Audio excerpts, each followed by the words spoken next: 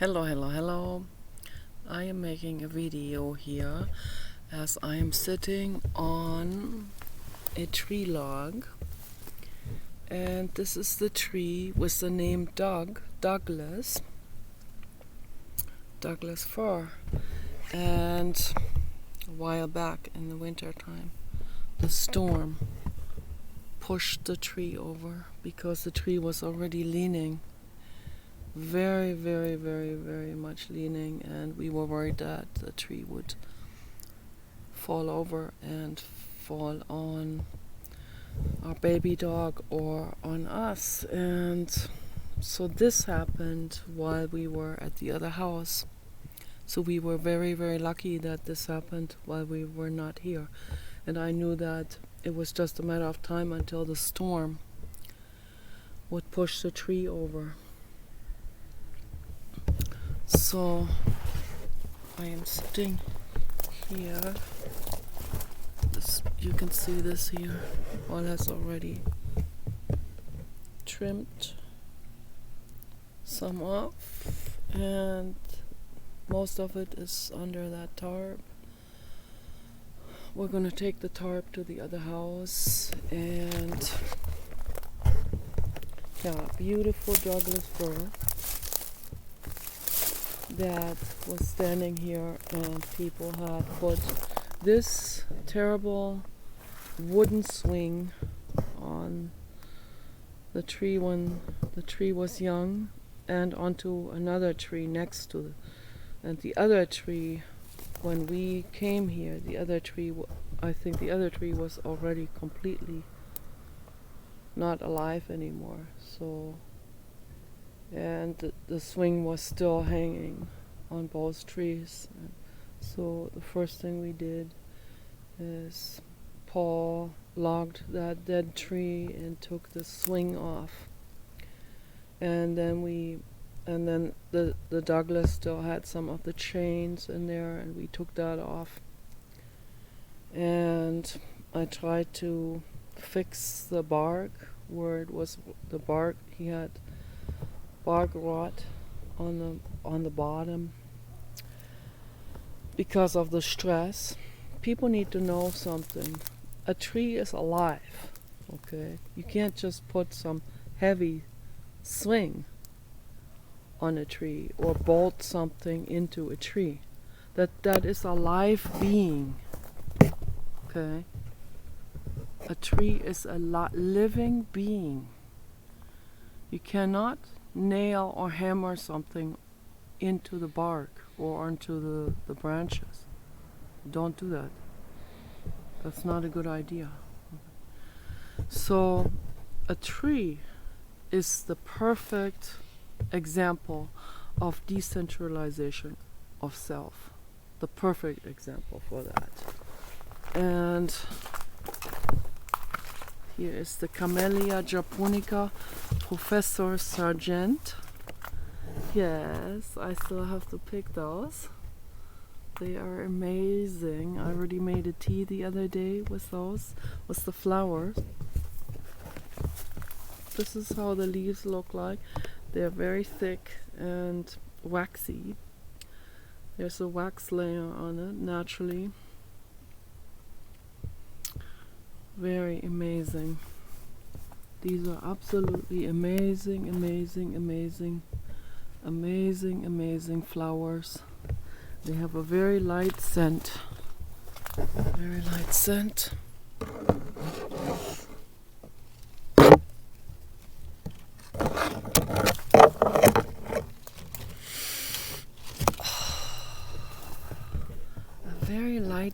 of carnation, but very light scent of carnation.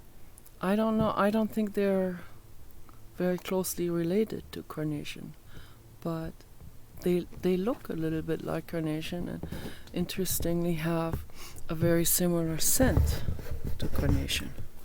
So this one here is already, as you can see, is already starting to wilt. So it is a mix between carnation and rose, actually.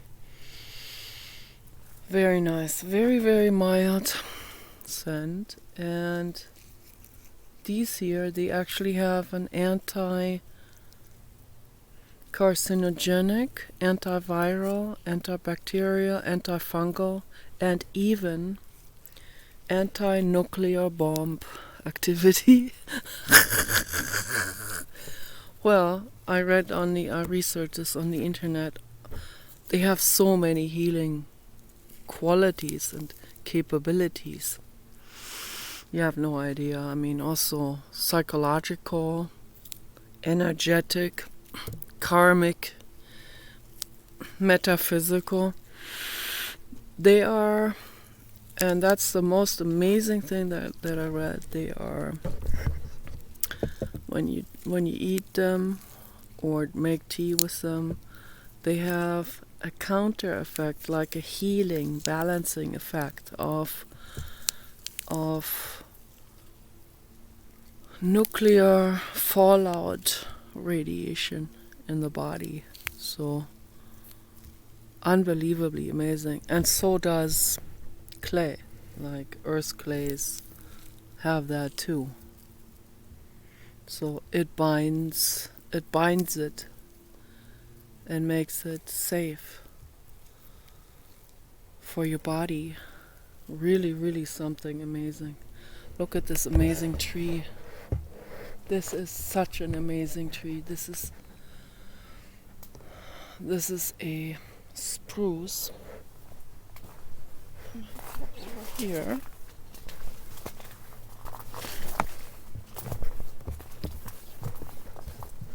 This is the spruce.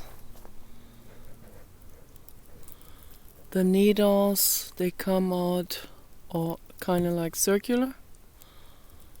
So that's how you know this is a spruce and not a Christmas tree. And I'll show you the Christmas tree. I'll show you the difference to the Christmas tree. So they smell similar, but luckily the license plate is on the door that is open of the van, or I would have had to turn the entire video off again. I'm never careful with this. So here is the grand fir. Grand fir is the Christmas tree. You see the leaves?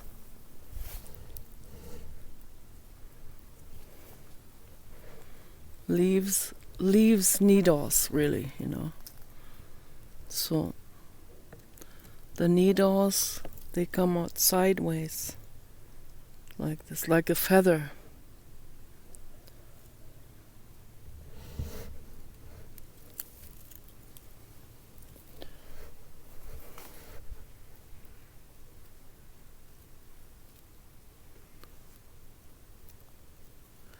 And they smell like a little bit like chocolate and orange. It's like some kind of very interesting scent of Christmas. Very specific Christmas scent. Chocolate, orange, and pine needle mix type of scent. Wonderful, wonderful scent. Absolutely lovely. And the Camellia japonica, this one is a Professor Sargent, because Camellia japonica type were there like several flowers in one flower. Convoluted flower, real thick, big convoluted flower. And you see, it is full of juice.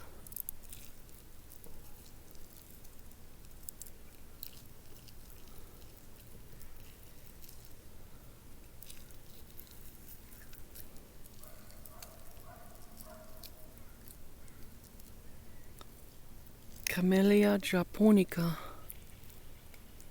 juice. Camellia is the tea family, the original tea, but this one is not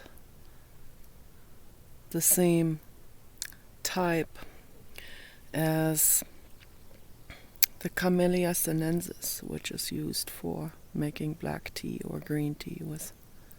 So, but they're in the same family. Camellia japonica. It's actually a Japanese garden decorating plant with tons and tons of healing capabilities. Unbelievably amazing. Incredible. So you can see here, this is another spruce. See the difference? The needles come out all the way around the stem, and with the Christmas tree, the needles are sideways.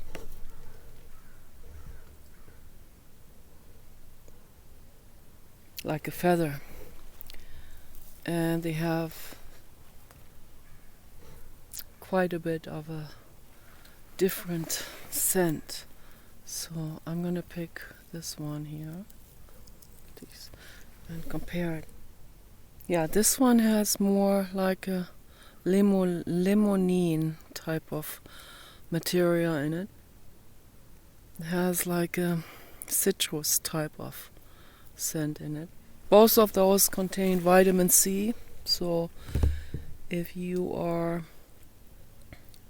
backpacking somewhere and you're away in the wilderness and you forgot your vitamin C tablets or whatever, then you can make tea with either one of those needle trees, including this one here. This is another Douglas. This is a Douglas fir. Okay, the Douglas fir has these really large tufts of needles and large cones that grow out of it. So let's see here. Wow, I had the feeling I stepped in mess, and I sure did. I could smell it. I stepped in mess. Yes, I did.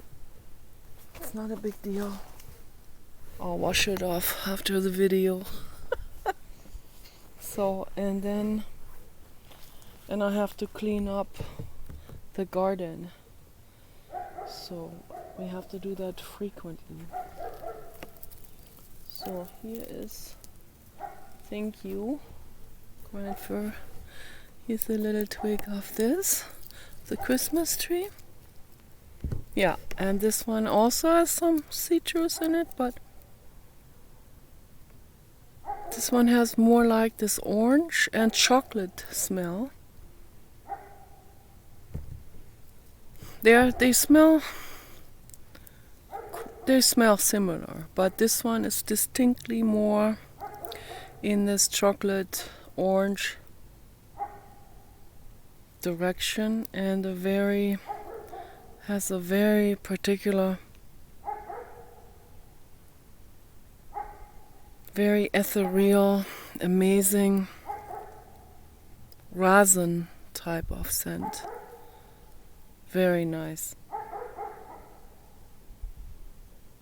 That's my favorite scent of all.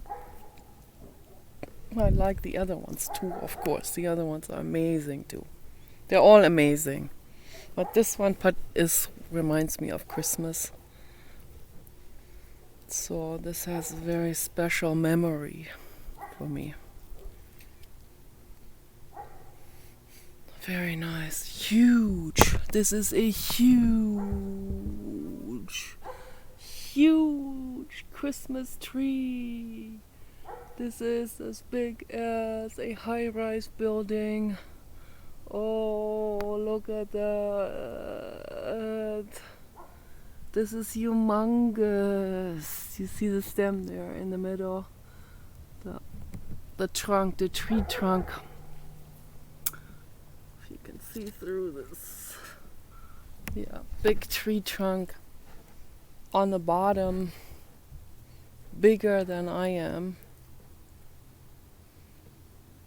Like big around as two people.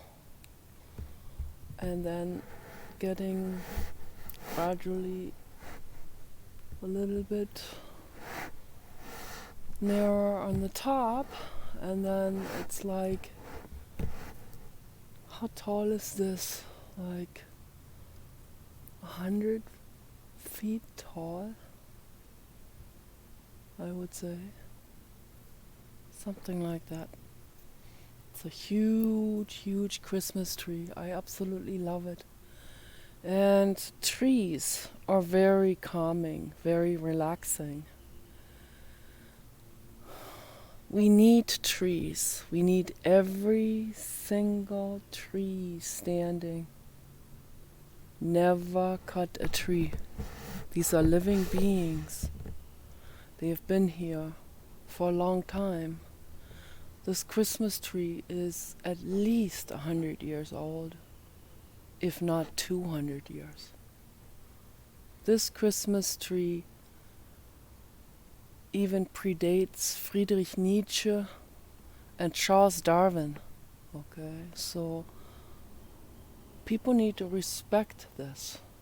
You know, I see a lot of people here in this neighborhood constantly here, chainsawing going on. What a horrible sound. So painful for me to hear those kind of sounds. Right now, no chainsawing, no hunting going on right now. Thank goodness they're glad the summer started, and I think they're getting ready to barbecue or whatever. I don't even want to think about it. So, but right now I don't hear any drama. So thank goodness. It has been a very peaceful day so far. Okay, I had my feet in the water. The wheelbarrow is full of rainwater. I put Professor Sergeant petals in it, and I was there hanging out there with my feet in the water for like over an hour. That was so relaxing, so peaceful, and I'm so infinitely grateful to be able to do those kind of things. Someone else will say, oh, you don't even have a swimming pool, you don't have a jacuzzi, or people will complain that they don't have these things. Why don't you just fill a wheelbarrow? You know, you can get a real sturdy plastic wheelbarrow and just let the rain fall into it. And you have an amazing leg bath, and it feels super. You put a folding chair there and a couch pillow in your back, and you can hang out there for over an hour, for 2 hours if you want to, you know.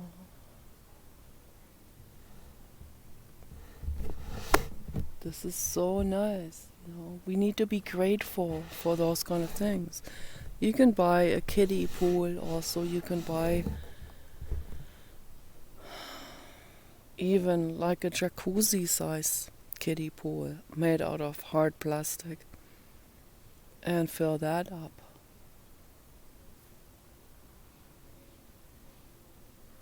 And just lay in that with some flower petals and enjoy your life. You can, it doesn't matter how much money you have, really. It really doesn't matter at all. If you appreciate things, appreciate nature. And that's the decentralization of self. The tree is the perfect example for that. The tree does not have an ego. The tree is standing here and alive. And this is all life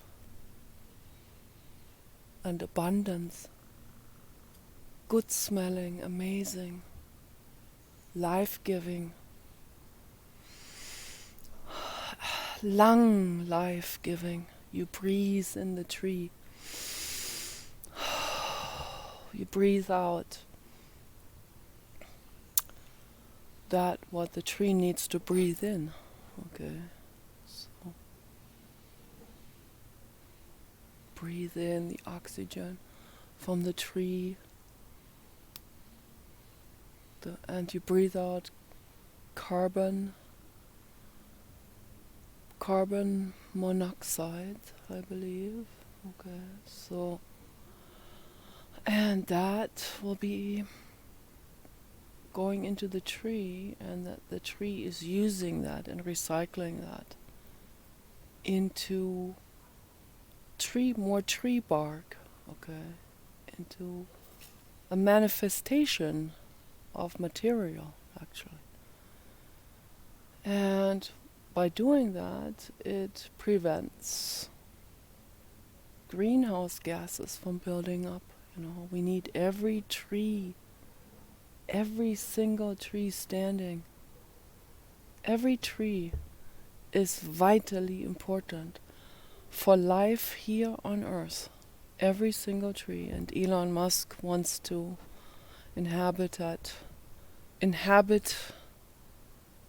and revive Mars and terraform Mars and grow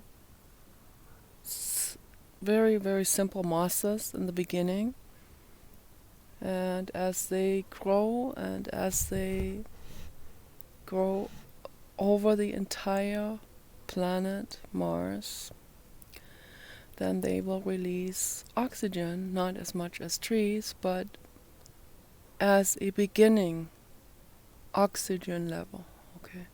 And then if there is just enough oxygen for larger plants to grow, then they will grow the larger plants. They plant the larger plants, like ferns and horsetail, very important plants. And then they will create more oxygen, and then it's ready for trees to grow.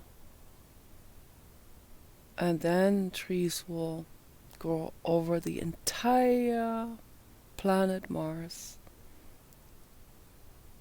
everywhere, on the largest mountains, Olympus Mons,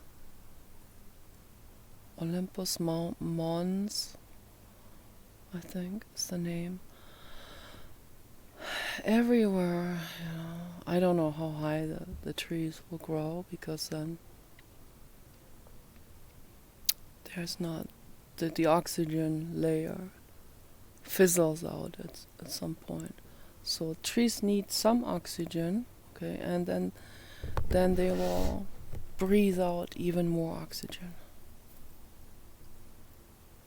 Very important ecosystem, very important symbiotic relationship that we have with the trees.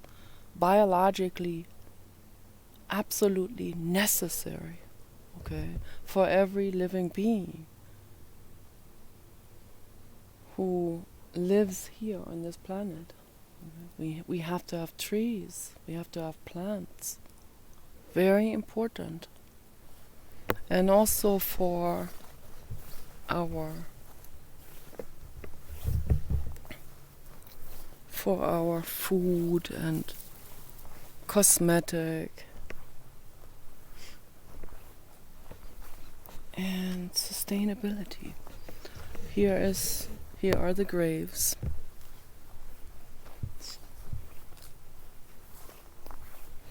Here's Kenny's grave. Kenny the Great Dane, albino, the blue god. And then the papa came.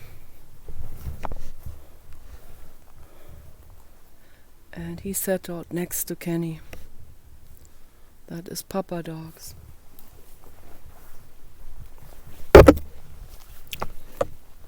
Papa Dog. I don't want to get anyone's license plate. That would not be good. Papa Dog's grave. European Basset Hound. Yes, we put some ocean rocks on their graves. Yeah. To honor them. Yeah. I'm gonna sit here for a moment. Oh shit, under my shoes. I don't want to sit over there where I usually sit because I don't want to get poop smeared all over the place. I have to clean up the garden next. I have to do this. So it's really beautiful right now. It's a beautiful, beautiful day. Relaxing, calming, really nice. And nice to see the sun. It was nice and warm, over 70 degrees.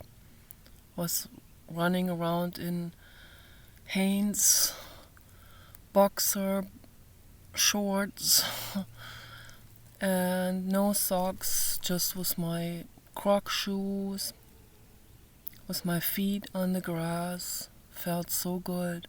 Getting grounded all day long felt so good. It's so healing and so rejuvenating and relaxing. It's wonderful, absolutely fantastic.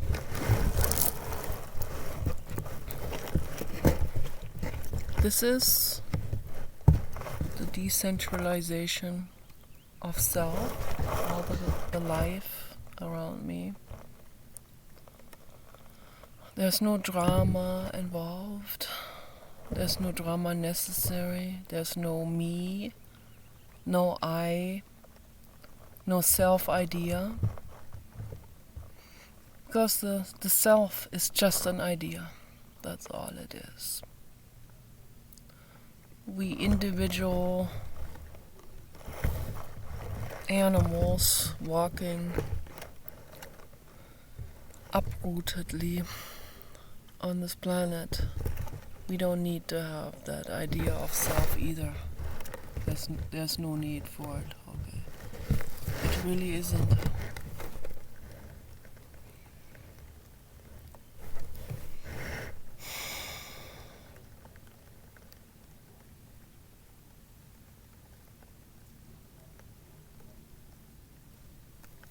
I mean, we need to take care of our health and all of that. We need to take care of our bodies. And we need to nourish this being that we are. But we need to let go of this idea of self in the sense of neurosis, in the sense of society and all this other spruce growing here. A little baby spruce. Nice. So, yeah. We need to let go of that idea of self-importance. That's what I mean. Not in the sense of the self in a healthy sense. Like I am obviously alive, you are alive, we are animals, we need to be good to our bodies, we need to feed ourselves healthy food, whole food, vegan, mainly, and to sustain ourselves, not clog up the liver, okay. No alcohol, no drugs, no nicotine, no smoke inhalation, no stress, okay. We need to be good to ourselves, okay. The self as in the individual that is infinitely precious, as every individual animal body, human body is infinitely precious. when we let go of the idea of self-importance, then we can really take that journey into nature and into our own minds and into self-body, body protection. No, baby dog. No, no, no, no, no. I'm gonna get upset. I might have to get up now because he might have to get rambunctious with me now. So he already ran in circles all the way down this entire lawn, which is in a slope, by the way, and he has enormous balance. Up and down and all the way around the cedar tree, then all the way to the back, and then down the driveway and back down there and back up here, and he flew over me like Batman. Amazing. He is amazing. No, no. I was worried that this was gonna happen.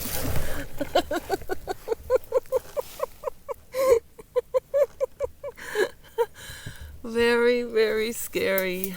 Yes.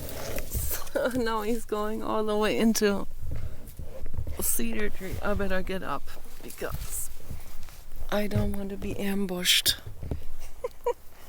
So, yes, and then the storm also knocked down one of those really large branches.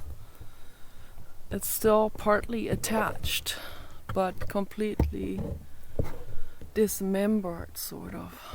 And now it is lying down here on the grass, which looks really nice. This is a spruce. I'm sorry, spruce, that the storm has done this, mangled that entire large branch like that.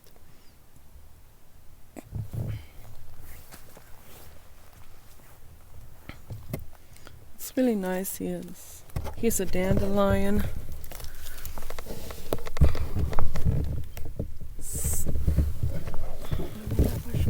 But he will come over and he will jump on the computer. Here's a dandelion. Okay, so a dandelion flower.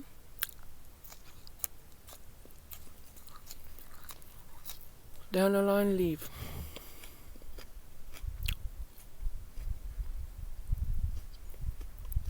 This is a liver healer.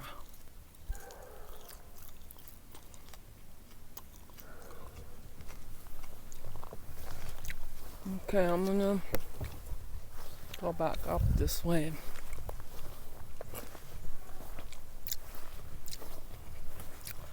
I'm gonna sit on the fallen Douglas.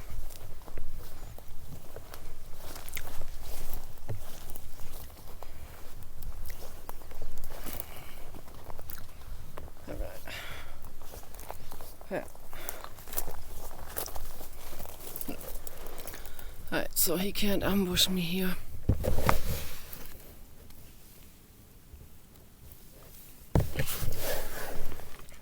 I would sit the computer up on this, but there's bird mess. Unfortunately, I have to put something over it. I put something over. I lay something over the bird mess. Then I can put the computer. Or maybe. I do like. No, don't do that. No, don't do it. No, don't do it. Don't do it. That's why I put this here. I put this here to drink tea on. Like, you use this as a table. Yes. And to put the computer on it. Yes, you are very powerful. That is the truth. I want to make sure that it doesn't have any kind of eggs on it. So that would not be good. Have any kind of eggs on it. I don't want any kind of eggs on it. And then you can eat it.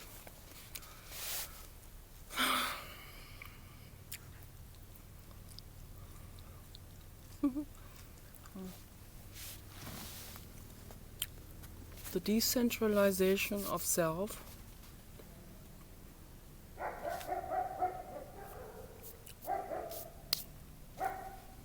Of self-idea. We don't need self-idea.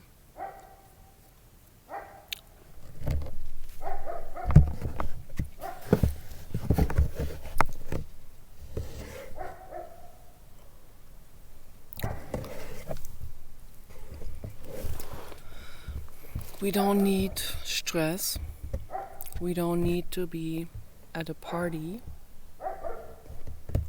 I don't like being at parties. We don't need to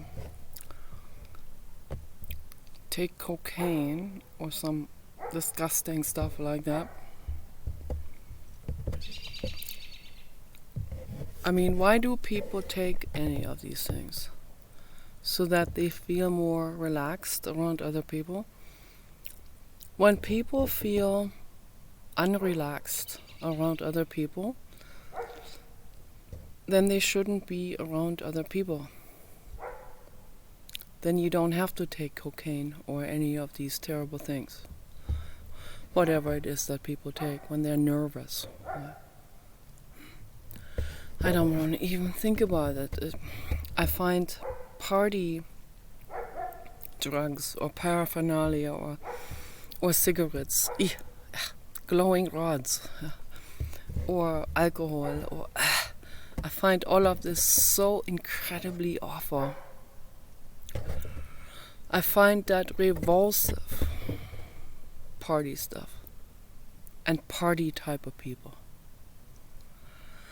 Revulsive.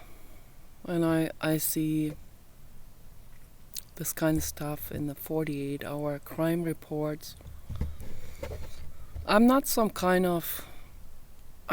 like some kind of Mormon or something, you know. Trust me, I've been there, I have done it, I know what I'm talking about. I'm not some kind of virgin preacher. I know how bad all of that party paraphernalia shit is, you know. I've seen it, I have even taken some of that stuff, and it is disgusting. It clogs your mind, your brain. You can't even think clearly, you can't even process things clearly, you can't even cry things out all the way. It's that bad. So there were these two beautiful, angelic girls, Latino girls, models. They went to some kind of rave party or something in LA, and this guy David Pierce, I believe was his name, criminal. I hope he's locked away. But you know, with Governor Newsom, he lets these people back out. That David Pierce lured these girls to his apartment, where two other guys showed up. They party drugged the girls with a cocktail that some kind of pseudo cocaine, where there's Quaalude in it, there's fentanyl in it, a mix of different things to really knock them out of consciousness, and then they banged them all night long. And the neighbors even heard the sounds.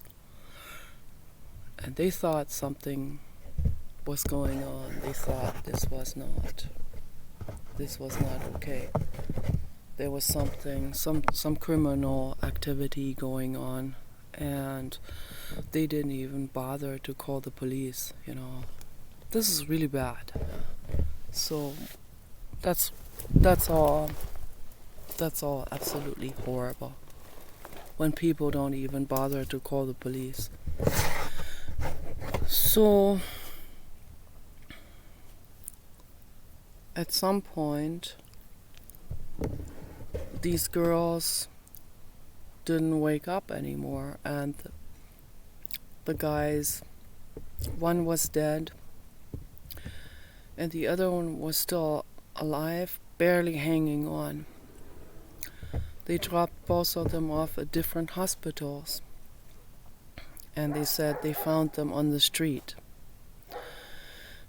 And they didn't give them their names. They just, the people who talked to them, they just identified what kind of vehicle that they came in. A black Prius. So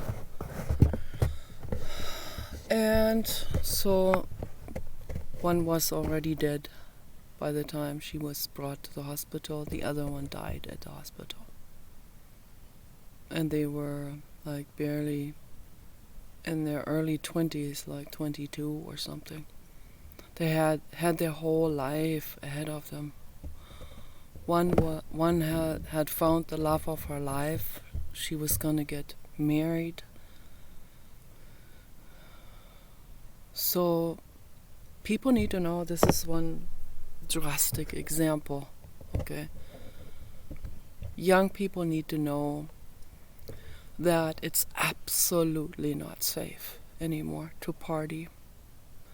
It was never safe. It was always bad. I hung out with philosophy students back at during the punk era. So they were a little bit better. They were a little bit more on the holistic party side, if you want to call it. They had a bit more of an honest way of thinking, and back then, in the 80s, everyone partied. Everyone was into this kind of lifestyle, and it's terrible, absolutely horrible. So, but times have changed. I've been also with a Turkish boy during the 80s. I hope he's doing well. You know, I had Turkish friends. They were very peaceful people, although they were Muslims, Kurdish Muslims. So I don't know. It's a different type of Islam, more peaceful. They weren't in people's faces with everything. And they were not violent. So now times have changed, and the violent ones have come now to Germany and the United States. And this is a fact, okay? I'm not just being deliberately politically incorrect. This is a fact. This is a fact that I'm saying. The violent ones have come over, and they're very, very not well, those people. They're very unwell. And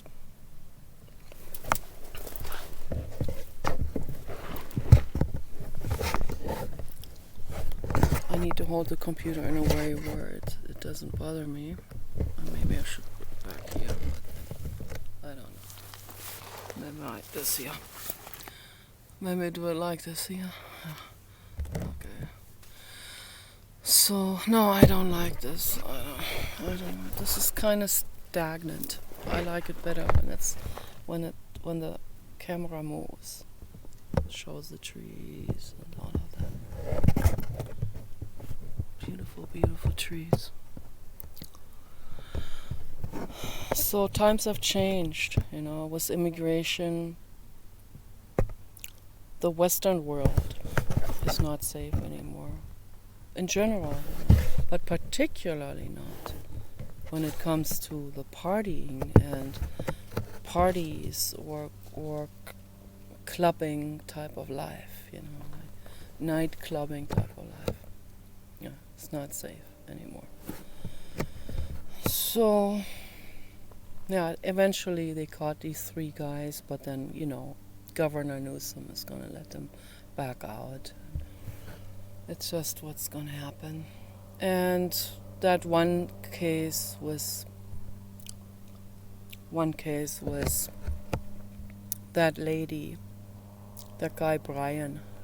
That case just doesn't go out of my head. The lady survived this, but what she had to go through, I mean, this is just unbelievable what she had to go through.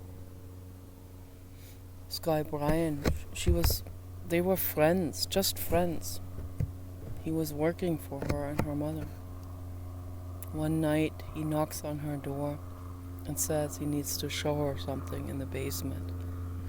And then in the basement, he throws her down on the cement floor and tries to strangle her to death, and then cut into her neck, where she laid in her own blood for like more than a day. That was her own house, nobody else was there. But her friends got worried because she didn't come to work the next day, and they knew that was unusual for that particular hardworking woman. So they found her just barely hanging on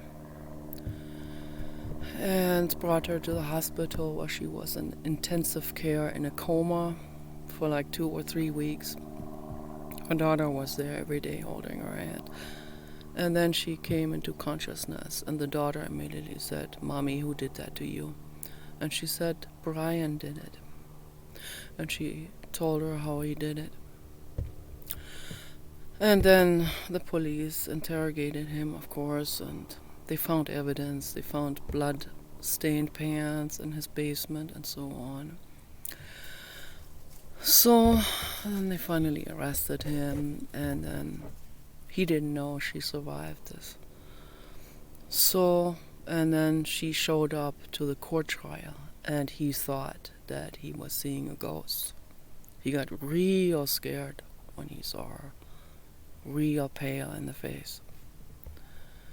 And she spoke out to the judge, and after she explained what happened, anything that she knew, she turned to Brian and said, "Brian, why did you do that to me?" And he looked down and didn't answer. And I will never forget this, I will never forget this, because this is such an extreme example of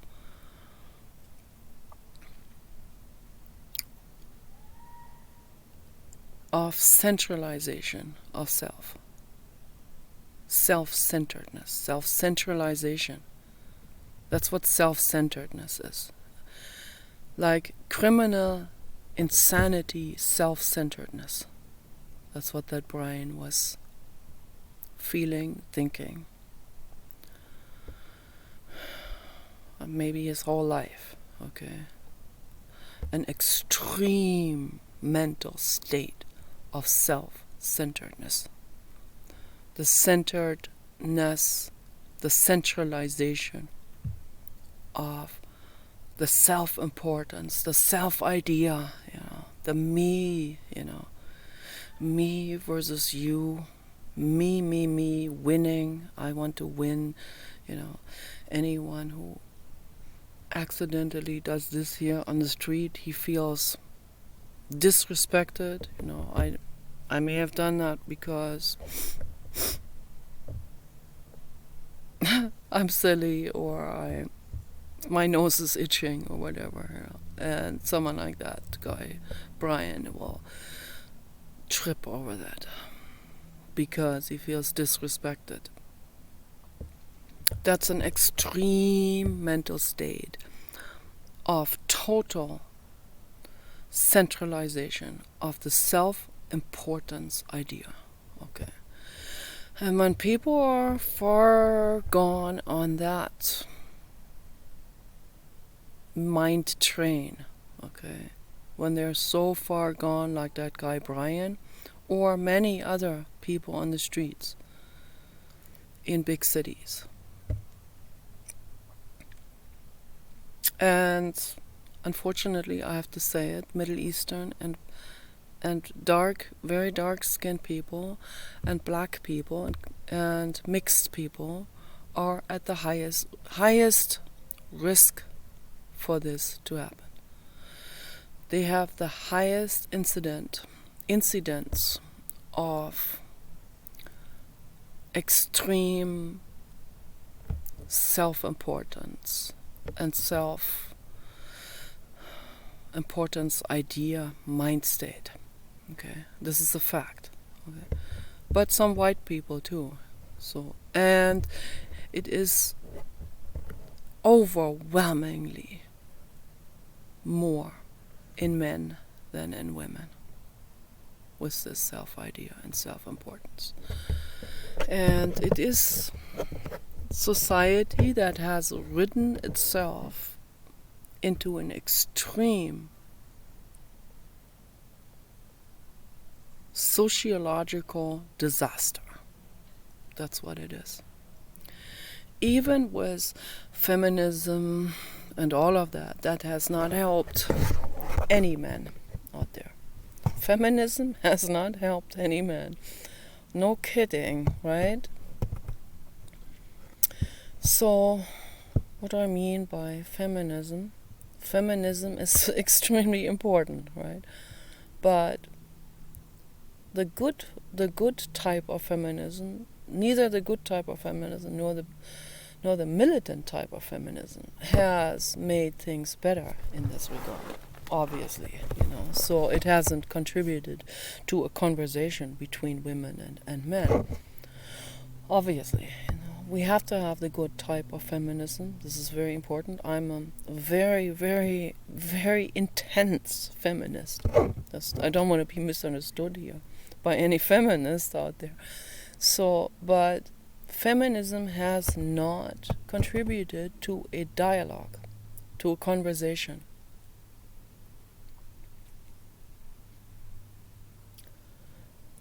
Women and men need to start talking to each other as friends, as equals. We are equal animals, okay? We're on eye level, and we need to start talking to each other, and we need to start packing it all out on the table. You need to start unloading your brain onto the table, okay? You really have to pack it out. You have to share what you feel.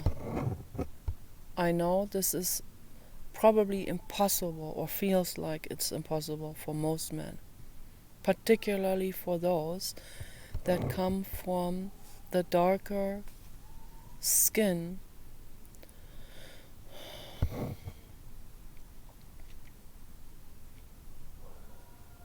type of societies, from those type of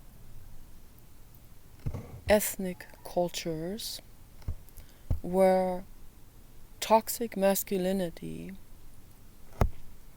is spoon-fed into newborn male babies more than any other culture on earth. Okay. It also has to do with biology. Okay, they have a higher level of testosterone, and then with that comes a higher level of this male identification, and with that comes then also misogynistic behavior, disrespect of women, and then the ego, this relentless self-importance idea that leads to this type of insanity and violence and all of this. So it all has to do with that. And of course, they have been drilled with this. They have been drilled by society, by particularly the movies they watch, they identify with, the movies that are made by the people of that culture, for the people of that culture, the parents, the fathers, drill it into them. The mother is quiet, says nothing. Okay, the mother is the enabler of this entire thing, of this entire violence. They don't know better. They don't know what they're doing. They don't know that by enabling this, they're making the whole world suffer. Yeah. By not saying something, you make the whole world suffer, and you don't even know it. So you need to become very crystal clear about this. My message to all women. Okay. Become very clear that you have a responsibility to educate your boyfriend, husband, son, the entire male society on this planet and beyond. It is your responsibility to educate them on good feminism, on equality, and on sharing your thoughts and your feelings with women and girls. Okay, so very, very important with anyone, any female in your family and beyond. Okay, very, very important. This is one of the most important statements I am making here in my videos. So this is infinitely important what I'm saying here. We have to start talking to each other. You have no idea how life-savingly important this message is. This lady would not have been assaulted and would not have been slain down onto the ground by this guy if the guy would have gone over to her and shared with her honestly how he feels. I strongly assume that he had a big crush on her, but he thought he was not in her league. But he couldn't let go of her either. So, mosquitoes are coming out now. So, it just drove itself like a screwdriver for 2 years, further and further into insanity in his mind, until he snapped one night. He had a girlfriend at home, everything. The girlfriend didn't even know what he was doing. He also lied to her, of course, until this whole thing came up, and she was also afraid. Then she suspected something, but she was too afraid. But she finally spoke out. Okay. She finally packed it all out and said that she was afraid of him, that he had beaten her, and that she suspected something. And when this came out, then she wanted to help and add what she knew. And I'm glad she did. I wished every woman would do this, come forward and speak out. Okay, so we can finally bring an end to this violence and insanity in the world. So before I go, I wanted to discuss this in this subject, the decentralization of self. What would Brian do? What would happen to Brian if he had, instead of letting it out violently on that lady, or having violent thoughts for 2 years or whatever, and obsessing over her and not daring to talk to her and all of that, what would happen to Brian, first of all, if he went over there and said how he feels? What would happen? She may have turned him down. Maybe not, right? There's always the possibility. But maybe she would have. maybe she was very picky. Okay, so it's good for her. She wants to be picky. But you have to also be picky which handyman, which carpenter, which contractor you hire. My goodness. You can't just that's even worse. That's almost worse than which boyfriend you pick. You let a contractor into your house at night while you're alone in the house? You think you know him? I'm not, this is not a judgment on that lady. This is a warning to all women. Don't let a man into your house at any time during the day, particularly not at night, when you're alone, particularly. She didn't even have a dog.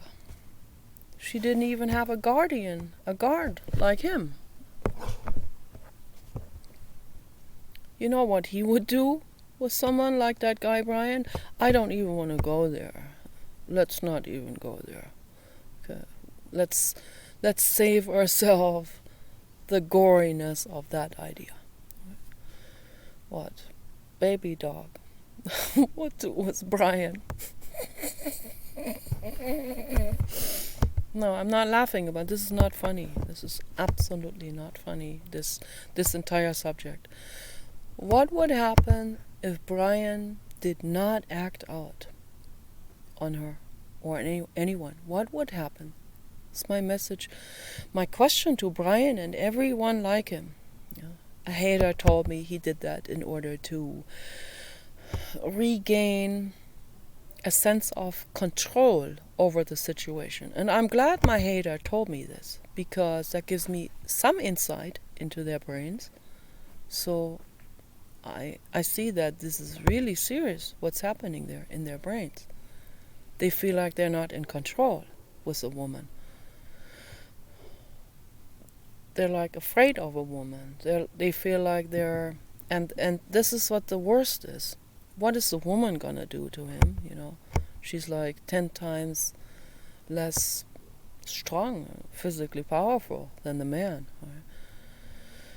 So what is she gonna do? I mean, the only threat is really her intellect, right?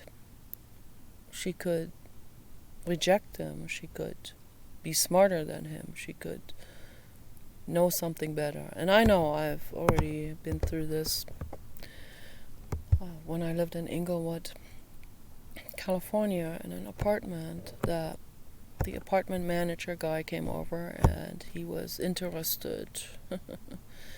And I was not, and he's like 500 pounds, and I thought he was, and there I let him into my apartment, but he's the apartment manager, so this is a slightly different situation. I mean, if I get beaten down, then they know immediately who did it. So not his wife, but he did it, because he's the one who has the key to every apartment. And he's the one who does also handiwork and so on. So there was some plumbing problems with the bathtub, the shower, and then he got with me into that shower and promptly said, "Oh, I wonder what the neighbors are thinking, seeing us here together." I didn't even respond to that. All I said is, now, I had to correct him for something he said about the faucet in the bathtub. And boy, as soon as I corrected him, that took a deep hit. That was a deep, deep, deep, deep insult to his ego, when I knew better than he did. And I also was like 20 years younger or 15 years younger than him. And a woman, and he thinks he's supposed to know better as a man and older than the woman. So that's a big hit to the ego. But he's not the violent type, I was so lucky. Oh my gosh. He's actually kind of sweet, and I sent him love.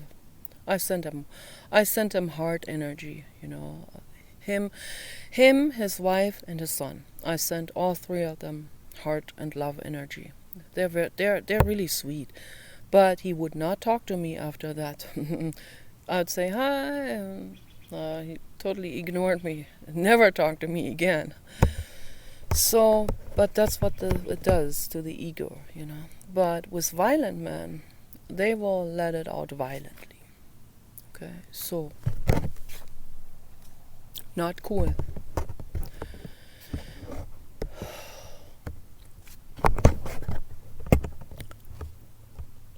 So what would happen if Brian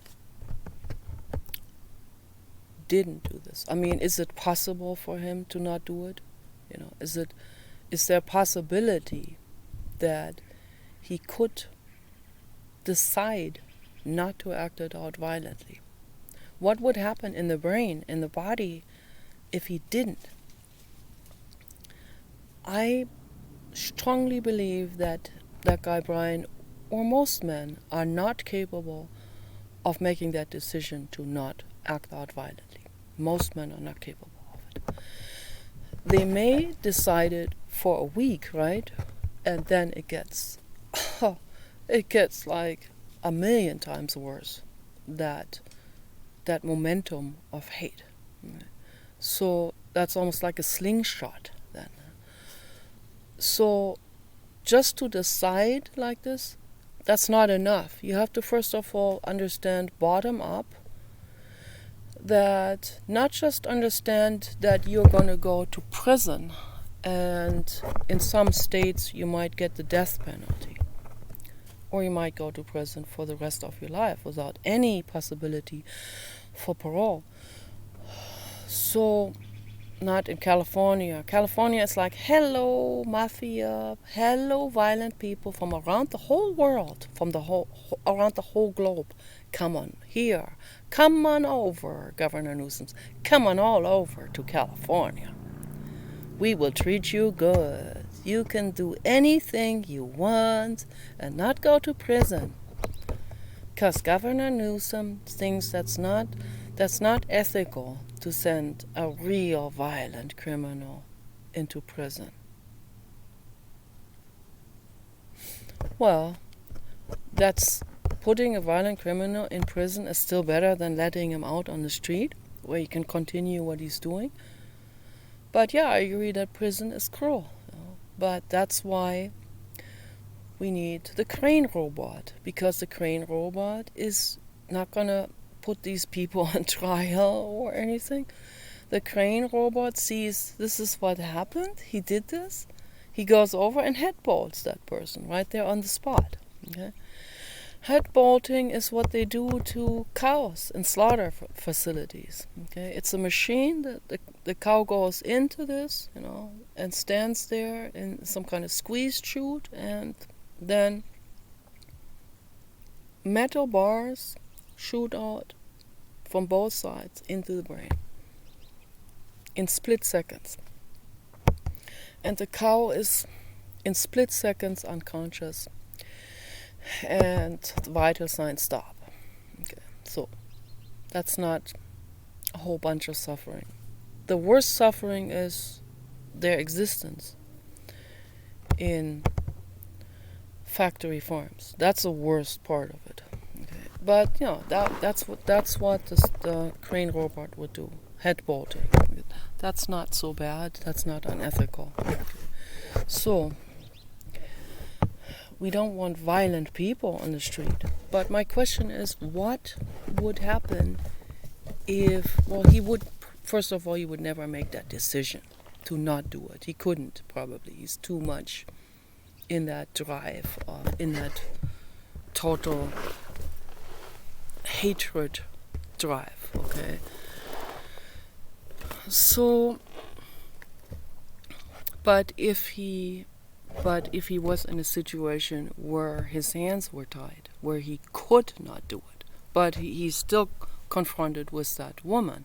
So like in a situation like what I want to create, a therapy help center group session. There's the woman there is that guy Brian or anyone like him, and he sees her and he wants to kill her right then and there, but the other people stop him. Okay? Maybe they even restrain him with a straitjacket or something. And they all say, Brian, here's the padded wall. Go to the padded wall and you can scream it out there. And you can pound the padded wall, and you're not allowed to hurt someone else. Okay, so what would happen to that guy Brian in that moment? So that's my question in this subject, the decentralization of self. What would happen to Brian's brain and body? What to his mind state? What would happen then? He sees her, he's not allowed to act it out. He's restrained from acting it out. What's going on then? He would be exploding or something, or imploding. But he can cry it out then. I mean, there's no other choice other than that. He would be force funneled in that situation into crying it out. Okay. First he lets anger out and screams, and then eventually he will slump down on the ground and he will sob and he will cry, and he will be encouraged to do it. Okay. They'll tell him it's okay here to do it. It's perfectly safe to do it. Okay. So nobody's laughing about you. We're all in the same situation. And then he would scream it, cry it out, and sob it out, and probably go into childhood and go into newborn baby state. Okay, and maybe even have what Arjanov calls a primal scream, have a primal experience where he relives his own birth. That's very traumatic to be born for a newborn baby. Very traumatic to go through the birth canal, and a lot of things go wrong often. Babies are stuck in a situation like this for too long, okay, when they desperately need to open up their lungs and breathe, and they're still in this amniotic fluid, or it's too difficult to get through, or they don't have enough strength, or the mother took drugs, which my mother did. She got some narcotics while I was trying to get through to that tunnel, to the other side of the tunnel, in order to breathe. So very traumatic. That leaves big scars already, and all of this gets compounded with further and further trauma down the line. Okay. And then society, putting their society dictation on people. With men, it is particularly horrific. Okay, what they do, they literally break men, boys. Okay, that's what they do.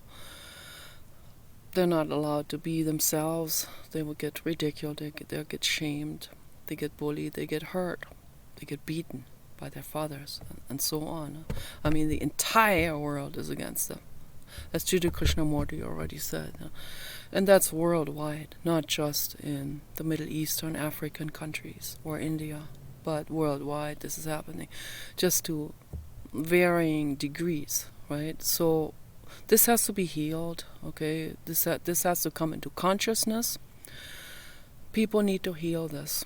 And in that moment when Brian is in a group therapy session and forced to go into his own mind, funneled into his own mind, because he's not allowed to act it out, then the only other way is to go through that ego dissolution funnel and come out the other end and cry and scream all the way through, okay?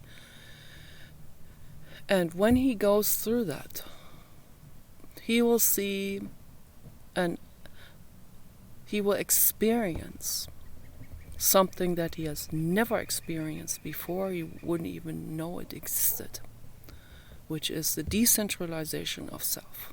Okay. And that's the healing process. Okay, so the video is long. The mosquitoes are coming out and I have to go in the house. So peace and love for all living beings.